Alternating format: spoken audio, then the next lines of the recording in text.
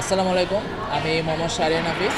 আমি বর্তমানে ডাকসু সেন্ট্রাল কেন্দ্রীয় সংসদে এজিএস পদপ্রার্থী অর্থাৎ সহ সম্পাদক পদপ্রার্থী। আমি আজকে আপনাদের সামনে আমার ইশতেহারগুলো নিয়ে কথা বলতে চাই। প্রথমে বলতে চাই যে ঢাকা বিশ্ববিদ্যালয়ে অন্যতম একটি বড় সমস্যা কি, সেটা হচ্ছে বেকারত্ব সমস্যা।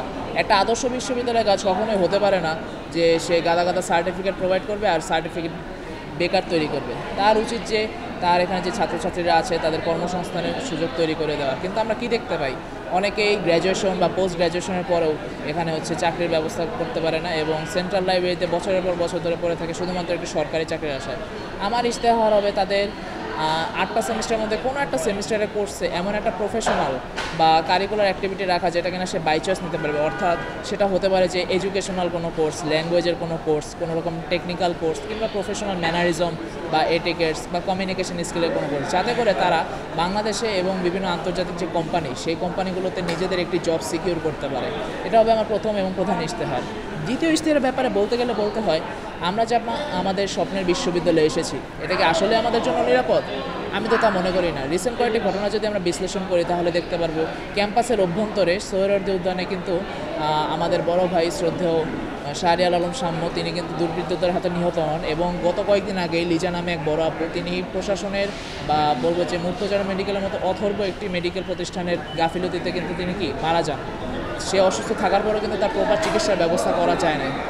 আমি চাইবো যে যাতে এই ক্যাম্পাসে নারীদের জন্য একটি বা বিশেষ করে মেয়েদের হলের জন্য একটি নিরাপদ ক্যাম্পাস গঠিত হয়, যাতে করে কোনো দুর্বৃত্ত, কোনো রকম ভবঘুরে বা কোনো রকম উদ্বাস্তু নেশাখোর যাতে ক্যাম্পাসে ঘোরাঘুরি বা চলাচল না করতে পারে এবং বহিরাগত নিয়ন্ত্রণ করার কঠোর পদক্ষেপ গ্রহণ করব।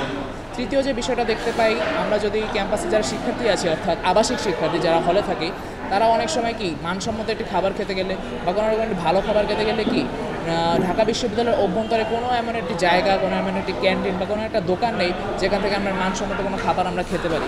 সেক্ষেত্রে আমি এই বিবেচনা করবো যে ক্যাম্পাসের অভ্যন্তরে একটি সুপার শপ দেওয়া যায় কিনা, যাতে করে কোনো রকম মানসম্মত পণ্য বা শাকসবজি থেকে যে কোনো ধরনের কিছু আমরা সেখান থেকে ক্রয় করতে পারি, যাতে করে আমাদের ক্যাম্পাসের বাইরে যাওয়া না লাগে।